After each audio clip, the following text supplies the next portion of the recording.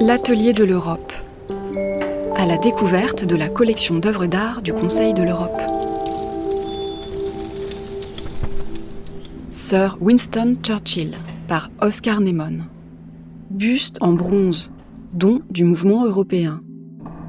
Avec François Kersaudy et, dans les archives sonores, les voix de Winston Churchill, Oscar Neymon, Édouard Bonnefou et Antoine Capet. Churchill, il était assez coquet, il faut reconnaître. Il attachait de l'importance à la façon dont on rendait son portrait, c'est-à-dire il fallait que son expression ait l'air combative. Là, il a l'air plutôt indulgent. Il y a l'esquisse d'un sourire, il y a une pose à la fois relâchée et bonhomme, on pourrait dire. Il n'y a aucune agressivité. Ça doit traduire l'attitude de Churchill envers l'artiste. Ils avaient sympathisé, c'est le moins qu'on puisse dire, depuis la fin de 1950, où ils s'étaient rencontrés à Marrakech. Oscar Neymon fit les Beaux-Arts à Bruxelles, dans la galerie des bustes qu'il sculpta, le roi Albert, Émile van der Velde, Auguste Vermeulen et durant la guerre Paul-Henri Spaak. Oscar Neymon, dont le visage en pointe évoque un peu un portrait du Gréco, fit aussi le buste de Churchill. C'était un ami personnel. Oscar Neymon avait offert à l'épouse de Churchill un petit buste qu'il avait un petit peu improvisé sur le champ. Et Oscar Neymon était devenu un ami de la famille. Il se trouve que lorsque la reine Élisabeth a voulu avoir à Windsor un buste de Churchill pour mettre à côté de celui de Marlborough, la famille Churchill a insisté pour que ce soit Neymon qui réalise ce buste. À l'année du couronnement, la reine a désiré qu'un buste soit fait de Sir Winston et le choix est tombé sur moi. C'est ainsi que je fais un buste de lui et plus tard une statue qui se trouve au Guildhall. Quel était, pour vous qui l'avez bien connu, le trait dominant de Sir Winston Churchill? Le trait dominant de Sir Winston Churchill était la défiance, comme en anglais. Relever le défi, en somme. Oui, le défi.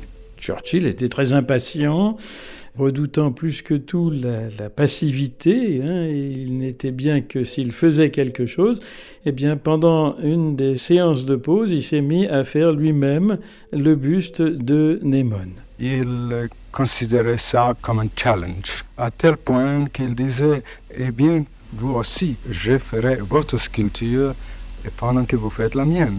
C'est ainsi il existe, la seule sculpture qu'il a jamais faite, c'était ma tête.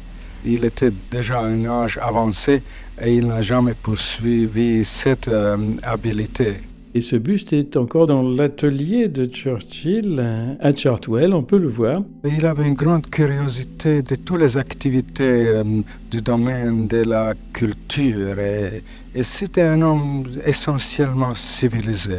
Il avait un culte pour la civilisation.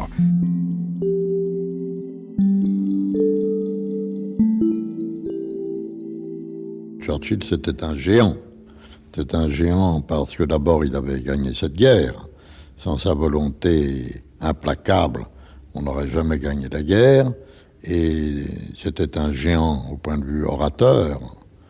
Et qui a entendu Churchill, a entendu vraiment ce qu'on peut entendre de plus brillant comme orateur de type anglo-saxon. Et il avait lancé dans son fameux discours de Zurich l'idée il faut refaire l'Europe avec la nouvelle Allemagne. En 1946, dans son discours de Zurich, il fait un coup de théâtre. Il adore avoir un coup de théâtre dans chacun de ses discours. Il ménage toujours ses effets. Je vais maintenant vous dire quelque chose qui va vous étonner. La première étape de la recréation de la famille européenne doit être un partenariat entre la France et l'Allemagne. Partnership, partenariat qui puisse servir de base et de fondement à un plus vaste mouvement. We must build a kind of United States of Europe. Les États-Unis d'Europe. Ce qui crée évidemment un grand enthousiasme. Or, ce qu'il dit au même moment, c'est la Grande-Bretagne, le Commonwealth, les États-Unis serviront de parrains à cette nouvelle Europe. Et les parrains, ça veut dire qu'ils ne sont pas dedans. And the first practical step would be to form a council of Europe. Un Conseil de l'Europe. Et le Conseil de l'Europe, pour Churchill, ça n'était pas contraignant, c'était consultatif, ça n'incluait pas d'abandon de souveraineté. Simplement, c'était une instance de concertation. Et là, les Britanniques étaient tout à fait en faveur de cela, d'autant que la concertation, à l'époque où justement on lance le Conseil de l'Europe, était très nécessaire, parce que ce qui préoccupait Churchill à l'époque, c'était la résistance à l'Union soviétique. Men will be proud to say, I am an European.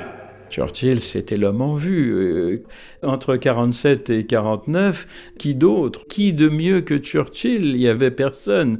Il venait de faire le tour de l'Europe. Il avait reçu un déluge de doctorats honoris causa de toutes les universités possibles et imaginables. C'est pas un hasard, d'ailleurs, si le traité du Conseil de l'Europe, c'était à Londres, hein. Et à Strasbourg, il était le chef de la délégation qui est venu pour l'inauguration. C'était logique. Monsieur la maire, messieurs et mesdames, prenez garde. Je vais parler français.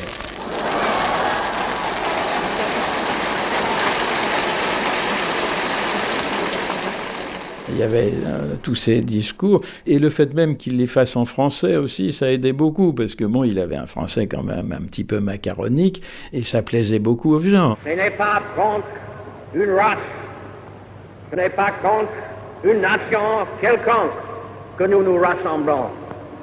C'est contre la tyrannie sous toutes ses formes, anciennes ou modernes, que nous nous dressons résolument. Chez Churchill, il y a un attachement à la défense des droits de l'homme, mais pas de l'individu. C'est de l'homme en tant que citoyen du pays. Il doit être à l'abri des poursuites, de la tyrannie, etc. C'est le droit de vivre dans un pays démocratique, dans un pays de liberté, où il n'y ait pas de répression policière. Il est à la fois impressionné par le système nazi qui vient d'être abattu et par le système soviétique, bolchevique, qu'il a combattu toute sa vie, évidemment. C'était Sir Winston Churchill par Oscar Nemon. Un podcast du Conseil de l'Europe créé par Charlotte Roux, Antoine Auger, Anne Kropotkin. Avec l'historien François Kersaudy et dans les archives sonores les voix de Winston Churchill, Oscar Nemon, Édouard Bonnefou et Antoine Capet. D'autres épisodes sont à retrouver sur le site du Conseil de l'Europe.